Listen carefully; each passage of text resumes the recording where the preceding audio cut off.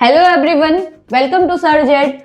उत्तर Pradesh public service commission की तरफ से पीसीएस एग्जामिनेशन 2025 के लिए यहाँ पे 2025 में पद निकाले गए थे पीसीएस एग्जामिनेशन के लिए, जिसका प्री का एग्जाम आपका कंप्लीट हो चुका है। प्री का एग्जाम करवा चुका है आपका आयोग।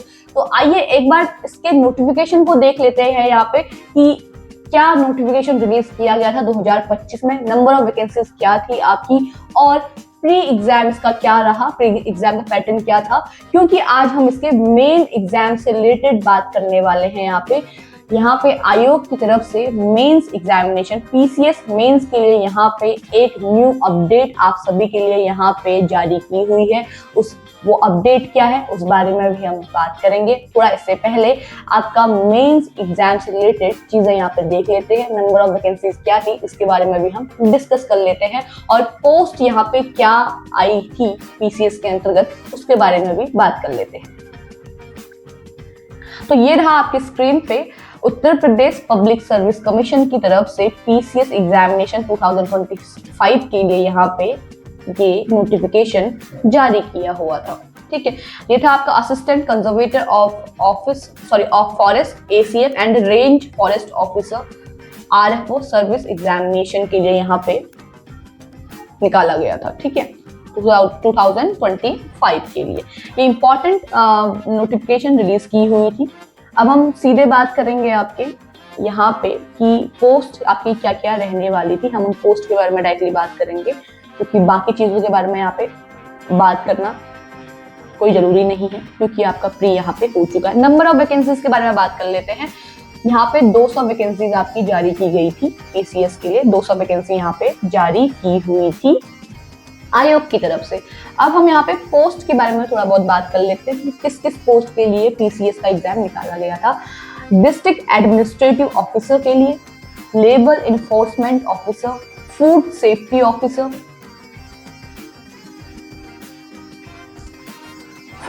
Officer, assistant director district audit officer, senior lecturer, local fund audit department Uttar Pradesh, sub registrar district health education and information officer, assistant commissioner and assistant registrar cooperative, district audit officer, assistant director cooperative societies and panchayat audit, assistant labour commissioner, assistant commissioner industries enforcement, assistant research officer, and last है आपका assistant prosecution officer transport. तो ये थे आपके total जो पद आपके आए हुए थे पीसीएस के अंतर्गत। अगर हम इनके ग्रेड पे वगैरह की बात करें तो यहाँ पे असिस्टेंट कंजर्वेटर ऑफिसर का जो ग्रेड पे था आपका वो है आपका 15,600 से 39,100 तक, यानी 39,100 यहाँ पे आपका रहने वाला है बेसिक पे। एंड रेंज फॉरेस्ट ऑफिसर के लिए यहाँ पे 9,300 से 34,800 तक यहाँ पे जो है आपका बेसिक पे आपका रहने वाला है। पोस्ट नेम की हमने बात कर ली, हमने पे स्केल की बात कर ली है।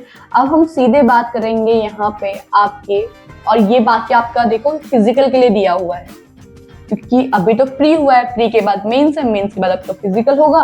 तो यहाँ पे फिजिकल के लिए अलग अलग चीजें यहाँ पे दी हुई हैं। आप जिस भी पोस्ट के लिए अप्लाई करेंगे उसके लिए आपका जो मेजरमेंट है वो यहाँ पे अलग अलग दिया हुआ है, तो इसे भी आप देख लें। जैसे यहाँ पे डिस्ट्रिक्ट कमांडेंट होमगार्ड्स के लिए दिया हुआ है, post of superintendent of jail के लिए दिया हुआ है, डिप्टी जेलर के लिए यहाँ पे दिया हुआ है। ठीक है, डिप्टी जेलर के लिए, और इसके साथ ही डिस्ट्रिक्ट यूथ वेलफेयर एंड प्रदेशक विकास दल ऑफिसर, इसके लिए मेल कैंडिडेट्स के लिए अलग है, फीमेल कैंडिडेट्स के लिए अलग है यहाँ पे। तो ये सारे फिजिकल स्टैंडर्ड्स यहाँ पे दिए हुए हैं आप सभी के लिए। आप जिस भी पोस्ट के लिए अप्लाई करते हैं उस हिसाब से यहाँ पे आपके फिजिकल स्टैंडर्ड्स रखे गए हैं। अब हम बात करेंगे आपके मेंस एग्जामिनेशन से रिलेटेड चीज के बारे में हम यहाँ पे बात करेंगे। सीधे हम मेंस के बारे में यहाँ पे बात करते हैं आपके। ये रहा आपका प्री के लिए थोड़ा बहुत, जैसे कंपलसरी सब्जेक्ट यहाँ पे दिए हुए हैं आपको कंपलसरी सब्जेक्ट यहाँ पे देखने को मिल जाएंगे। ये आपके कंपलसरी सब्जेक्ट हैं। ये आपका प्री का सिलेबस या एग्जाम पैटर्न में बोलूँ, प्री का यहाँ पे पूरा दिया हुआ है कि प्री एग्जाम आपका कैसे कैसे होना है। क्योंकि प्री आपका हो चुका है तो हम बात कर रहे हैं मेंस की, तो हम सीधे बात करेंगे मेंस के बारे में।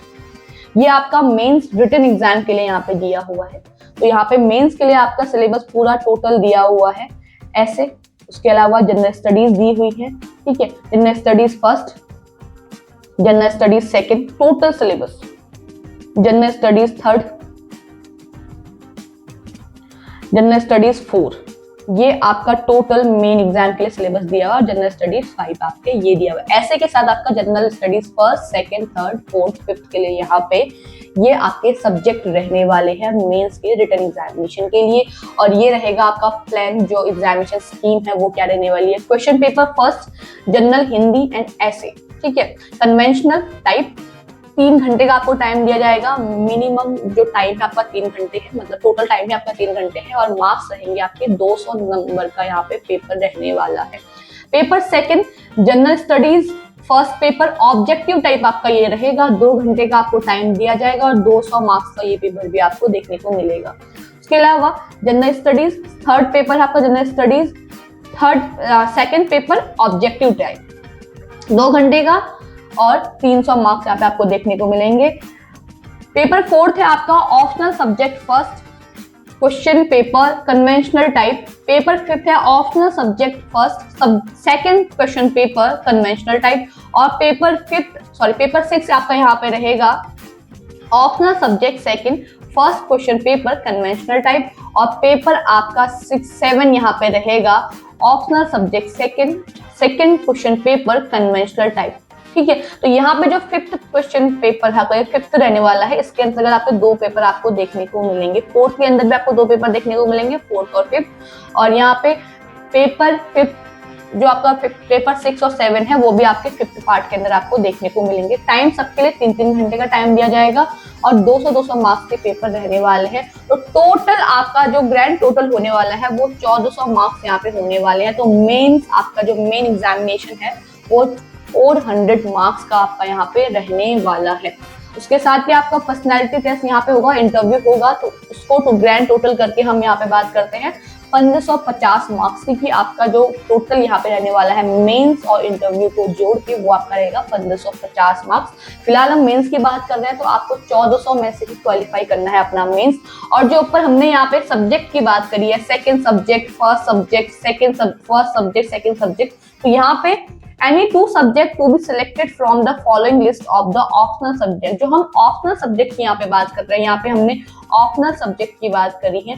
इन optional subjects में जो आपको चूज करने हैं वो ये लिस्ट की हुई है। इनमें से ही आपको ऑप्शनल सब्जेक्ट चूज करना है। 2 सब्जेक्ट सेलेक्ट करने हैं, या तो एग्रीकल्चर हो सकता है, एग्रीकल्चर इंजीनियरिंग हो सकता है, बॉटनी हो सकता है, केमिस्ट्री हो सकता है, केमिकल इंजीनियरिंग हो सकता है, सिविल इंजीनियरिंग हो सकता है, फॉरेस्ट्री हो सकता है, जियोलॉजी हो सकता है, मैथमेटिक्स हो सकता है, मैकेनिकल इंजीनियरिंग हो सकता है, फिजिक्स हो सकता है, स्टैटिस्टिक्स हो सकता है, zoology, animal husbandry and veterinary science और हॉर्टिकल्चर एंड लास्ट आपका एनवायरमेंटल साइंस। तो ये आपके सब्जेक्ट दिए हुए हैं। इन सब्जेक्ट की लिस्ट में से आप कोई 2 सब्जेक्ट चूज कर सकते हैं एज अ ऑप्शनल सब्जेक्ट के तौर पे। तो ये था आपका पूरा मेंस से रिलेटेड, जो मेंस एग्जाम है उससे रिलेटेड आपका टोटल यहाँ पे क्या चीजें रहने वाली हैं और क्या क्या आपको पढ़ना है। साथ ही अगर आप सब्जेक्ट चूज करते हैं, ऑप्शनल सब्जेक्ट अगर आप चूज करते हैं, तो ऊपर हमने जो सब्जेक्ट आपके डिस्कस करे हुए हैं, यहाँ पे इतने सारे सब्जेक्ट, आपके 16 सब्जेक्ट है, सबका अलग अलग सिलेबस यहाँ पे आपको देखने को मिल जाएगा। सारे अलग अलग सिलेबस आपको देखने को मिलेंगे। जैसे एग्रीकल्चर के लिए यहाँ पे सिलेबस दिया हुआ है, केमिस्ट्री के लिए दिया हुआ है, बॉटनी के लिए यहाँ पे दिया हुआ है। उसके अलावा यहाँ पे आपको अलग अलग सिविल इंजीनियरिंग के लिए दिख जाएगा, केमिकल इंजीनियरिंग के लिए दिख जाएगा। यहाँ पे अलग अलग यहाँ पे जितने भी पेपर आपके ऊपर दिए हुए यानी सब्जेक्ट आपके दिए हुए उन सभी के लिए यहाँ पे सिलेबस आपको देखने को मिल जाएगा। ये था आपका मेन एग्जाम का सिलेबस और एग्जाम पैटर्न। अब हम मेन एग्जाम से रिलेटेड बात क्या करने वाले थे उस बारे में हम बात कर लेते हैं कि क्या आयोग की तरफ से क्या सूचना जारी की हुई है। तो यहाँ पे मेंस का आपके लिए यहाँ पे जो एग्जाम शेड्यूल है या एग्जाम पैटर्न है वो यहाँ पे जारी किया गया है आयोग की तरफ से। ये रहा आपका एग्जाम का जो पूरा शेड्यूल है वो उत्तर प्रदेश लोक सेवा आयोग की तरफ से यहाँ पे जारी किया हुआ है। और ये आपको आपके स्क्रीन पे शो हो रहा होगा, ये आयोग की तरफ से उनके ऑफिशियल वेबसाइट पे अपलोड कर दिया गया है, क्योंकि आपका मेन एग्जाम है किस दिन है वो भी बताया गया है, साथ ही साथ आपका पूरा स्कीम क्या रहने वाली है एग्जाम की वो भी यहाँ पे बता दी गई है। तो आइए इस नोटिस को एक बार पढ़ लेते हैं। तो अगर हम इस नोटिस की बात करें तो 24 फरवरी को आपका ये नोटिस जारी किया गया है। ये विज्ञप्ति जो जारी की गई है इसमें कहा गया है कि जो पेपर है आपका मेंस का वो आपका 29 मार्च से 1 अप्रैल तक होने वाला है। यानी 29 मार्च से 1 अप्रैल के दौरान आपका मेंस एग्जाम चलेगा। और प्रदेश के 2 जनपदों प्रयागराज एवं लखनऊ में, ठीक है, 2 ही आपके एग्जाम सेंटर्स यहाँ पे रहने वाले हैं, प्रयागराज और लखनऊ। और ये आपका सुबह 9 बजे से स्टार्ट होगा, 12 बजे तक चलेगा एक पेपर, और सेकंड पेपर आपका 2:30 बजे से 5:30 बजे तक आपका रहने वाला है। तो एक दिन में आपके 2 शिफ्ट में पेपर होंगे। एक पेपर आपका 9 से 12 बजे तक होगा, दूसरा पेपर आपका 2:30 बजे से यानी 2:30 से 5:03 तक आपका 5:30 तक ये आपका एग्जाम यहाँ पे रहने वाला है। 29 मार्च से 1 अप्रैल तक आपका ये पेपर यहाँ पे रहने वाले हैं। और ये रहे आपके सब्जेक्ट वाइज यहाँ पे कौन सा पेपर कौन से शिफ्ट में होगा, कौन सी डेट में होगा वो भी यहाँ पे बताया गया है। 29 मार्च को आपका सामान्य हिंदी का पेपर होने वाला है, ठीक है, जनरल हिंदी का पेपर होने वाला है सुबह 9 बजे से 12 बजे तक। और फिर उसी दिन आपका शाम को 2:30 बजे से 5:30 बजे तक आपका ऐसे होगा, यानी निबंध यहाँ पे आपका होने वाला है। और फिर अगला पेपर हम बात कर लेते हैं। 29 का पेपर आपका हो गया जनरल हिंदी और ऐसे। उसके बाद आपका जो 30 मार्च है, 30 मार्च के दिन आपका सामान्य अध्ययन जनरल स्टडीज फर्स्ट का पेपर होने वाला है, और जनरल स्टडीज सेकंड का पेपर सेकंड शिफ्ट में होने वाला है। तो यानी फर्स्ट शिफ्ट में जनरल स्टडीज फर्स्ट का पेपर होगा, सेकंड शिफ्ट में जनरल स्टडीज सेकंड का पेपर होगा। 31 मार्च को जनरल स्टडीज थर्ड का पेपर होगा फर्स्ट शिफ्ट में, और जनरल स्टडीज फोर्थ का पेपर होगा आपका सेकंड शिफ्ट में। उसके बाद 1 अप्रैल के दिन जनरल स्टडीज फिफ्थ जो रहता है आपका उसका पेपर होगा फर्स्ट शिफ्ट में, और जनरल स्टडीज जो आपका 6 रहेगा उसका पेपर आपका होगा शाम की शिफ्ट में, यानी 2:30 बजे से 5:30 बजे की शिफ्ट में आपका सेकंड शिफ्ट में ये पेपर आपका निपटने वाला है।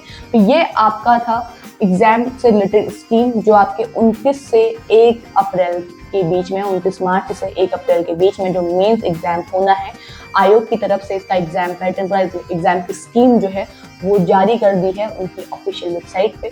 तो जो भी कैंडिडेट्स अपना प्री क्वालिफाई कर चुके हैं और वो मेंस की तैयारी कर रहे हैं, तो आपके मेंस का यहाँ पे एग्जाम स्कीम आ गई है, आप उस हिसाब से अपनी तैयारी कर लें, क्योंकि 1 महीने के अंदर अंदर ही आपका यहाँ पे मेंस का एग्जाम होने वाला है। और देख लें कौन से दिन कौन सी शिफ्ट में आपका पेपर यहाँ पे आयोग की तरफ से रखा गया है।